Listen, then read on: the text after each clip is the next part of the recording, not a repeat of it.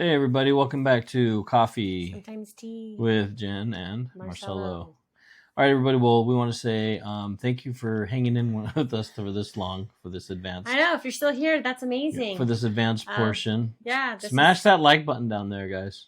Yeah, and follow us if you're not already watching this in our schools. Follow where? Follow us. Where? Coffee Sometimes Tea. Where? In our school. What is that? Well, you just have to go and check it out. Exactly. And find out the links are below. Good answer. Anyways, if you are already here, thank you for sticking with us and following along. We do appreciate your loyalty. All right, so let's get into this. We are going to be covering a financial planning software overview to assist you in your journey. And how we got here, guys, is we got it through Chat-GPT-4. We're trying to show you guys how you can use Chat-GPT-4, the paid version. You can also use I think the free version doesn't go as deep as this does. But no, with all of the advancements and the prompts, prompt building, and Chat-GPT-4. the GPT store. I mean, there's so much. So what we did was we didn't actually get started. If it lets me move on the screen, it has a slight delay. There we go. So here's the prompt that we started with. Always tell it to act as something. We're going to briefly go over this because you need to know. If you haven't already figured it out by now, we do use ChatGPT for pretty much everything. So that way we can ask it to do research, saves time, leverage this tool and resource to save that time, which then hopefully will end up helping you make more money. And then with that money, you can go out and do freedom of building a business, freedom with family, freedom to travel. All right. So what is this? Financial planning software. This is the overview of this, yeah. Quicken, QuickBooks, and Credit Karma. Play a pivotal role in advanced financial planning, really. That QuickBooks, I'm going to tell you right now, is lifesaver. Between QuickBooks and Credit Karma, I'm not too much about Quicken. I think Quicken and QuickBooks are pretty close. I'm familiar with QuickBooks. Yeah. Been using it a long time. We have it for our business, so. Yeah, and just so you know, for all you business owners out there that already have or already established and you're trying to take payments and you're finding, and this is a quick note from one of the big banks, came straight from the horse's mouth. And if you want to know the bank, you got to come join us in our school. Yeah, well, we can tell you in one of our live sessions. Yes. But basically, what they said was third party. We were offering services through another bank to take payment. However, this particular bank said we considered it a cash transaction, and we're like, but it's not. And we're offering digital services, products, social media, all of that, and yet. And we were under the right classification, but the bank said, no, we consider this a cash advance and your limit is this. I'm like, why? So hours of conversations, and yes, hours of conversations. And we finally got down to somebody who said, I've been here since we transitioned and took over the last bank.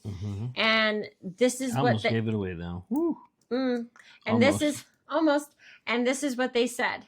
And they said that third party or pretty much anybody out there trying to do this that gets classified as they don't like Stripe. They don't like Cash App. Even if you're paying an invoice for a product or service. Stripe is the big one that they don't They're accept. saying it's a cash advance. Yeah. So fast forward, the answer they told us was, but if you have something like a software like QuickBooks, it'll go through.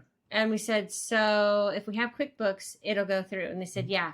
I said, we're on that. And actually made life so much easier. We've been telling everybody that we know, if you are struggling, if you can't get some of your payments to go through for your services, try QuickBooks. I'm not familiar with Quicken. If it's the same thing with them or not, you would have to test that out or talk to them.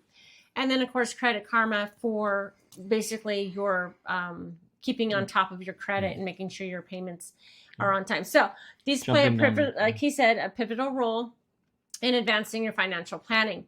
the tools offer diverse functionalities, and we're just going to give you a quick recap. So Quicken, what's its purpose?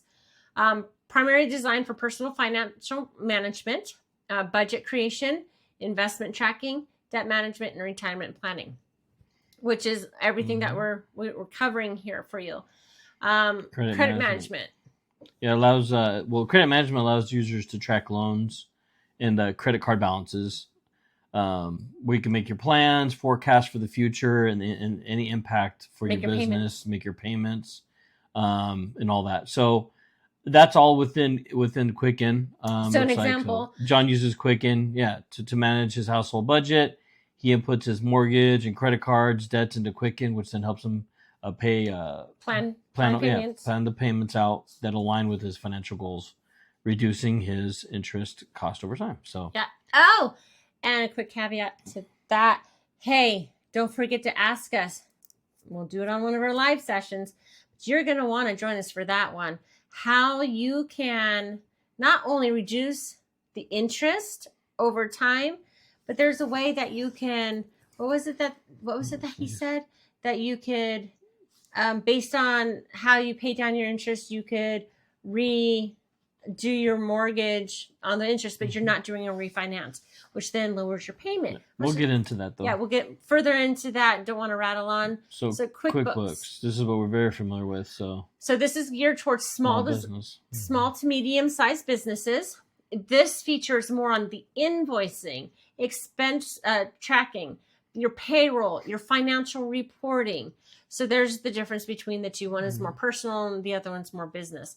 Credit management. Businesses can manage their lines of credit card transactions, plan for debt repayment. It can also help forecast your cash flow to make more informed decisions. And we did just talk about that. You want to be able to forecast and mitigate your risks. So an example, Sarah's catering service uses QuickBooks to manage its finances. She tracks her business credit card expenditures and payments within QuickBooks, ensuring she won't miss a payment and can plan for future expenses without over leveraging her credit. Again, if you see the train coming, get off the tracks. Right. So, always be planning, always be prepared. And if you can forecast it, absolutely.